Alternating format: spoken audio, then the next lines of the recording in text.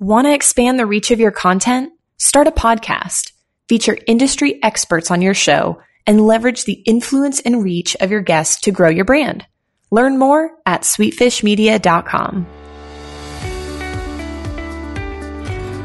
You're listening to the B2B Growth Show, a podcast dedicated to helping B2B executives achieve explosive growth.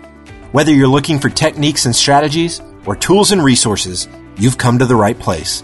I'm James Carberry. And I'm Jonathan Green. Let's get into the show. Welcome back to the B2B Growth Show. We are here today with Josh Harcus.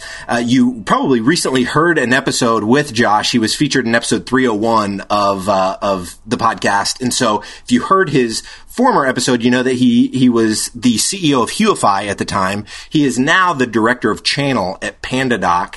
So Josh, how are you doing today, man? I'm doing well. It's awesome to be back. Great last show. I had a bunch of the listeners reach out.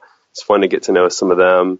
And I actually met a couple of your listeners in a recent conference too in person. So that was a blast, James. Awesome, man. So like I said, you were leading the team at Huify. Now you're the director of channel at PandaDoc. You're also the author of Closing Culture. So both in today's interview and the one we did back for episode 301, we ended up having a long conversation on the front end. But I'm excited to dive into the topic that we're going to hone in on for the actual interview, which is really around this idea of why do people not bill upfront? And I don't think we've ever talked about this on the show. And I think it's really relevant. Like, as we're talking about growth in a B2B context, billing tends to be one of those unsexy topics that doesn't get talked about. Yeah. And so let's start by, Josh, tell me a little bit about your new role at PandaDoc first and what Sure. you're doing there. And then I want to transition into why, this idea of billing up front, why people don't bill up front, is so why you're so passionate about it. But first, let's start with kind of what you're doing at PandaDoc these days, and then we'll roll from there. Sure. Absolutely. So a lot of this is definitely connected very closely. We wanted to figure out how to automate. This is back at Huify. We wanted to figure out how to automate contract creation and cutting down the time of creating every proposal and contract. Because it was taking our sales team about 2 hours every contract and every proposal. And we were like, there's got to be a better way to do this. We were doing it with Word and with, actually at that time we were using mostly Google Docs. And we would occasionally send, a contract out and it would have like the wrong prospect's name or something like that. And so got in touch with Jared Fuller here at PandaDoc. And long story short, he sold us on the tool. We were like, this is awesome, makes total sense. And then he sold us on becoming partners because we were like, yeah, we totally see how, a lot of our clients, Huify works with strictly HubSpot clients and the tool integrated really well with the HubSpot CRM. And so we're like, oh yeah, we can totally see a fit here. And jumping into the partner program, I didn't realize that it really was like the beta of the partner program. And so we came back with all this feedback of like, hey, we see the potential of what it could become, but here are all the things that need to change. And this is really frustrating and frustrated with this and blah, blah, blah, blah. And this is totally backwards. And they were like, yeah, we completely agree. Can you help? We don't have anyone to really help us do this and can you help us change it? And so we worked with them more as a vendor and client relationship at first. But then at the same time, we saw the value of it and became one of the top PandaDoc partners within like the first month. One of the top ones that was selling it through HubSpot and everything else. So long story short, we were transitioning out of our agency. My wife and I, Sarah, she's the majority owner in the agency, and she really kind of got it to where it was and how automated it was, and just kind of helped build up the team there. And we both talked about leaving. So long story short, PandaDoc was like, you guys should really, come on board with us, help us scale this partner program, help us really make something great of what we can do, make PandaDoc great again. I'm just kidding. No, I'm not going to use that slogan. No, but they were like, we can really do a lot together. And so came out, visited the team. We're here now in San Francisco, been here a month. moved from North Carolina. So since we last spoke, there's been a lot of changes. Yep, a lot of stuff going on. Yeah, absolutely loving it. So yeah, that's kind of a not so quick but brief history of how we got to where we are. I think it gives a lot of context as to kind of you being in the role that you're in now with PandaDoc, but coming from what you were doing, which was, you were the CEO of an inbound marketing agency. And so, firsthand, there's a lot of folks running agencies listening to this that are hearing what you're saying as far as like, this idea of billing up front, and I'm sure they're like excited to see kind of what are we going to learn here? Like, and so I want to start, Josh, like, let's talk about kind of why you're so passionate about this idea and kind of share the story there. And then we'll talk further from there. Sure. Absolutely. So I do not have an accounting background. I think my accounting classes, I actually did get some of the best grades in. I didn't get very good grades in college, by the way, and a side note, but the few that I did get, they were accounting. I think I just understood the math and the T tables and whatever else that I haven't used since, but no way an accountant or anything like that. But really kind of what was the wake up call for us is we were working with a few startups. We felt like we had finally figured out the kind of the niche of the companies we wanted to work with.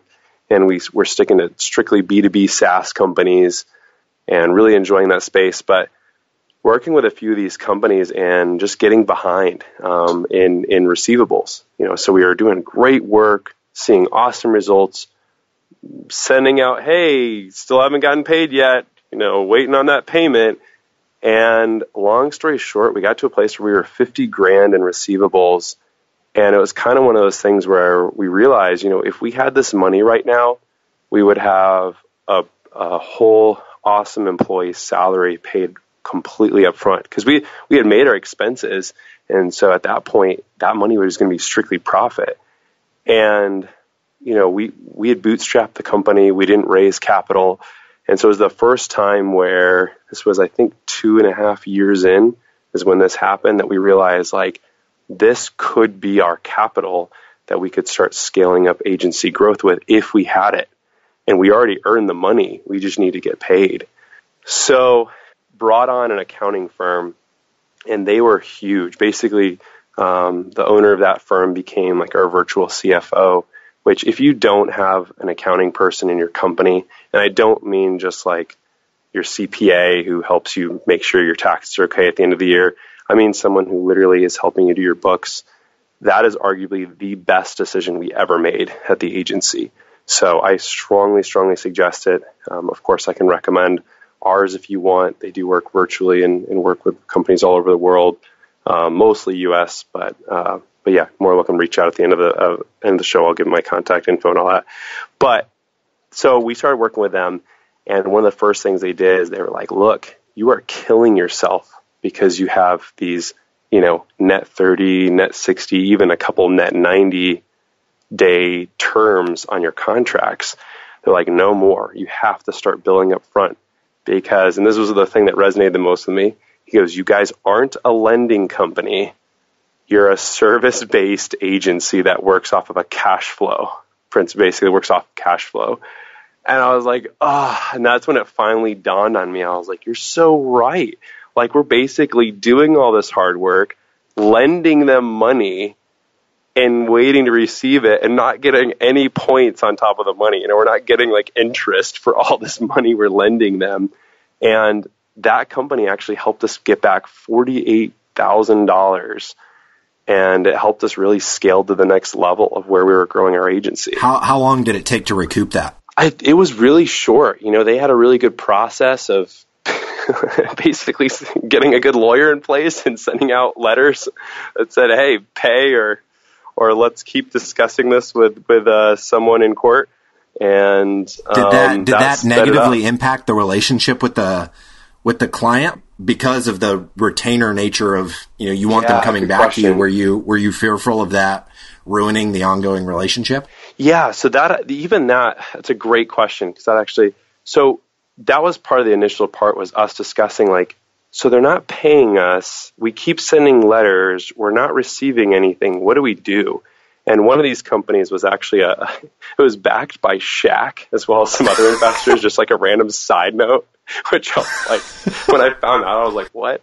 And it was one of those companies that you visit, and I'll leave their name out so I can share all the juicy details, but you visit them in San Francisco, and it's like complete cliche, San Francisco, Silicon Valley startup. They have the all glass conference room, and the CEO, when he actually decides to come in, he sits only in that glass conference room, and that's like his office, and everyone has to come in there when they want to meet with him. And, there's all these like branded couches that are perfectly branded with their branding. And you're just like, oh my gosh, there's so much money thrown at this place.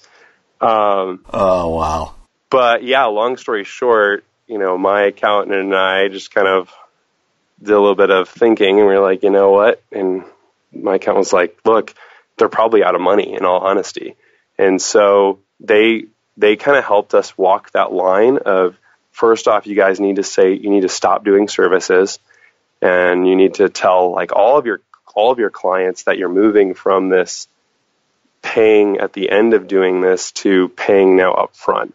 And what's that look like? There is another side of this, which is the enterprise side, which I'm happy to share about too, because we even figured out how to navigate that, where, we have at Huify work with Fujitsu and a couple other larger names like that. And there are things you have to navigate where there's no way you're going to be able to bill up front. But there's some clever ways you can kind of structure the contract. So in the end of it, you can basically be getting your money up front, but it's not going to happen for a few months. Like getting them to pay for multiple months the first time they pay an invoice. So that way, when it actually gets into a cycle, you still operate according to their terms, but anyway, I'm getting a little bit too much in the weeds right now, but basically they helped us kind of finesse that migration where it was being very considerate and kind in the way we said it, but also being firm and saying, hey, we deliver an excellent service, do we not? Okay, great. So part of it is us being smarter about the way we do business. And we need to, in order to lock in, and we even figured out some clever things around discounting. We started, I think with a few clients, we did like a 10% discount to get the money up front instead of getting it at the end, because they felt a little weird about it at first because it was changing up even some of their cash flow. And net, now it's just the way it happens for all companies we work with. Got it.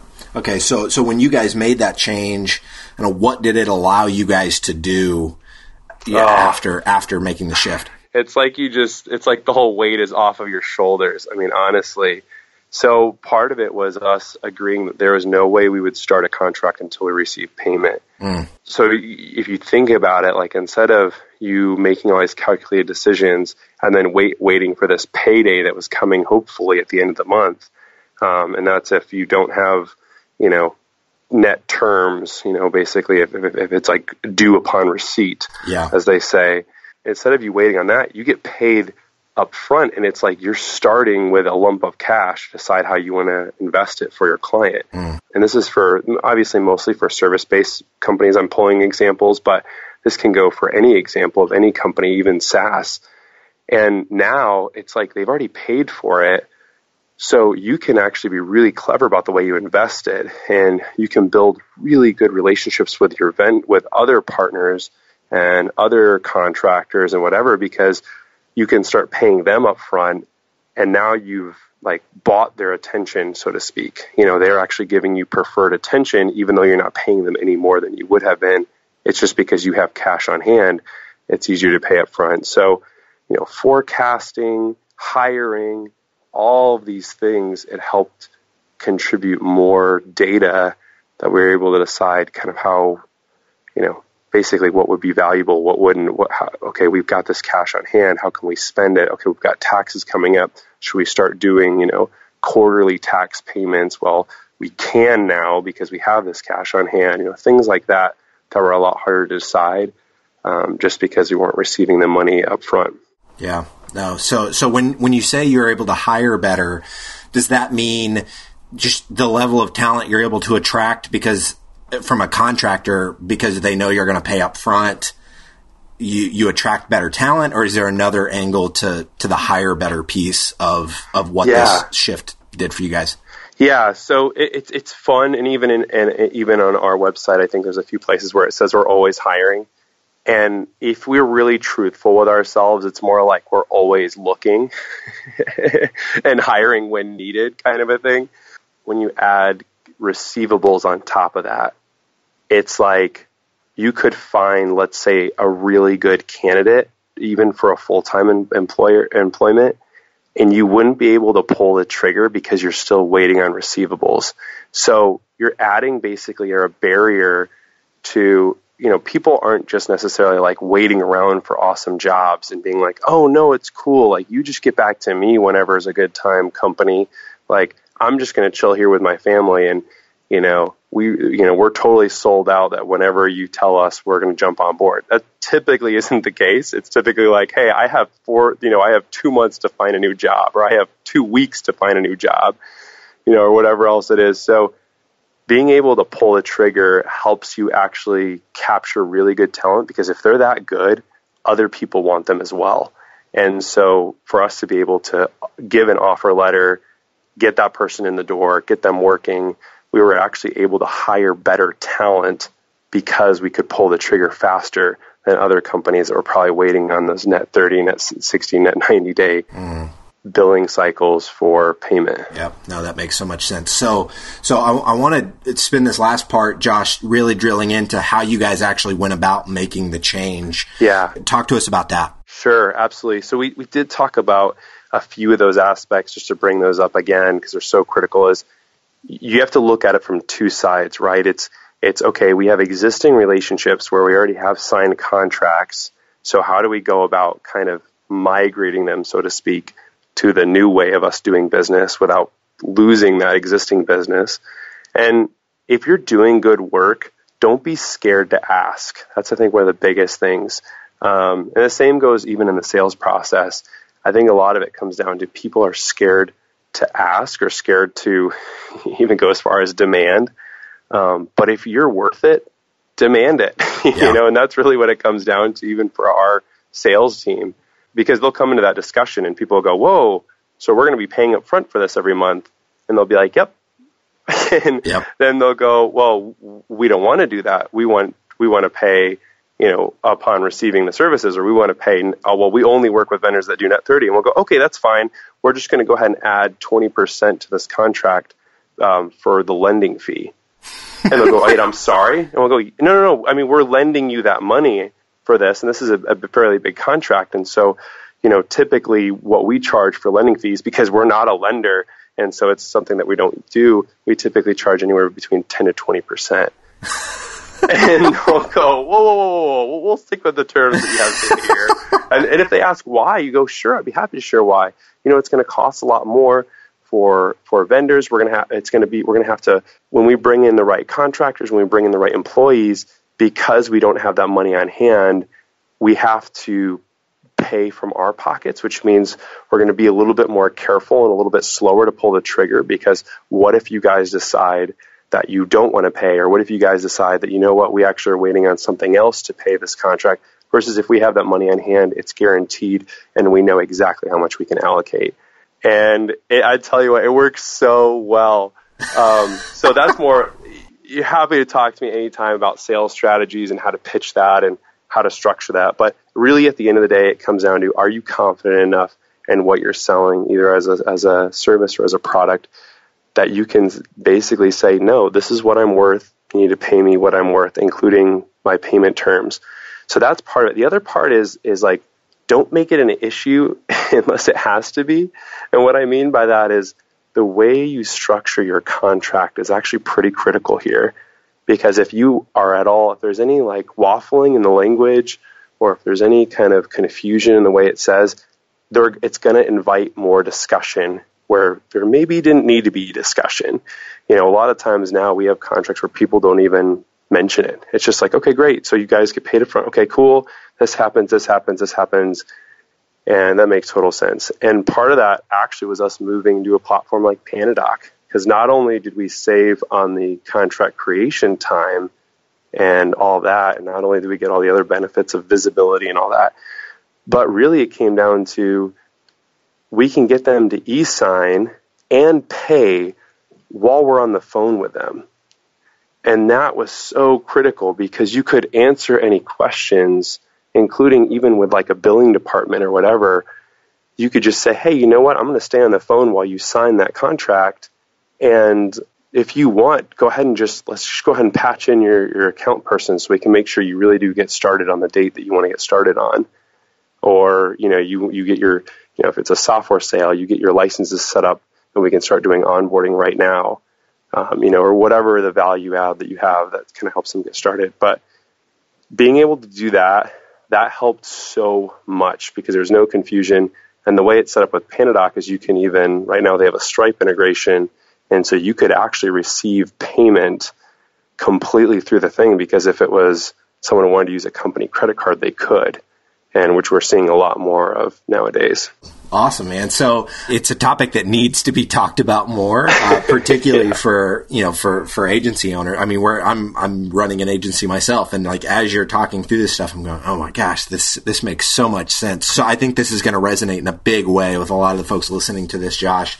If there's somebody, maybe they want to dig deeper on this, you had said that you'd be willing to make any intros to the kind of the virtual CFO that you guys used at Huify. If there's somebody wants to connect with you, what's the best way for them to go about doing that? And then also want to know, like, how can people, find your book and learn more about PandaDoc as well? Yeah, for sure. Absolutely. So by all means, I'm at Josh Harcus on pretty much everything, social wise. I actually use Snapchat the most. So if you really want to get to know me, follow me on Snapchat or friend me on Snapchat and shoot me a note of how you found me. And, then we can kind of get to know. And Harcus is Harcus, right? You got it, yeah. And my email, my PandaDoc email is Josh, so Josh, Harcus, Harcus, at pandadoc.com. Love it. And that's panda like the animal, panda, panda, panda, or the song, depending on wherever you want to go with that.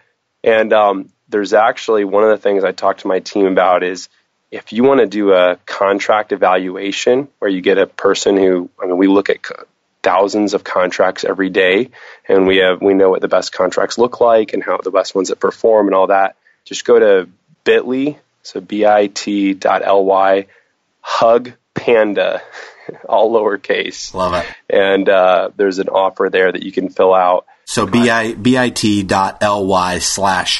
panda. Yep. Exactly. Lowercase, all one word. And then if you just kind of want to get started and start using the tool, another link you can use is bit.ly, so bit.ly/get PandaDoc, and there's a capital G. Those are, bit.ly's are case sensitive. So get PandaDoc, all one word with a capital G. Love it. But that'll kind of get you started. Awesome. Wonderful, Josh. Well, this is fantastic. And then your book, they can get that going to bit.ly/closing culture. Is that right? That's correct. Yep. Yeah, I try to make it as easy as possible, but it's always awkward when you're saying bit.ly links. You feel like you're like speaking in a rare language. You're like, it's bit./ all these things. Anyway, but yeah, closing culture. You can check it out on Amazon. Just type in closing culture or type in Josh Harcus on Amazon. And the book should come up. Those are probably the easiest ways as well. Awesome, Josh. Well, this has been fantastic, man. I really appreciate your time today. This has been fantastic content, so I really appreciate you sharing it. Absolutely. It's been fun. Don't hesitate to reach out. Looking forward to meeting you all. To ensure that you never miss an episode of the B2B Growth Show, subscribe to the show in iTunes or your favorite podcast player. This guarantees that every episode will get delivered directly to your device. If you'd like to connect with B2B executives from all over the world, make sure to join our private Facebook community. There are some incredible conversations happening inside this group. To join, visit b2bgrowthshow.com/FB. Thank you so much for listening. Until next time.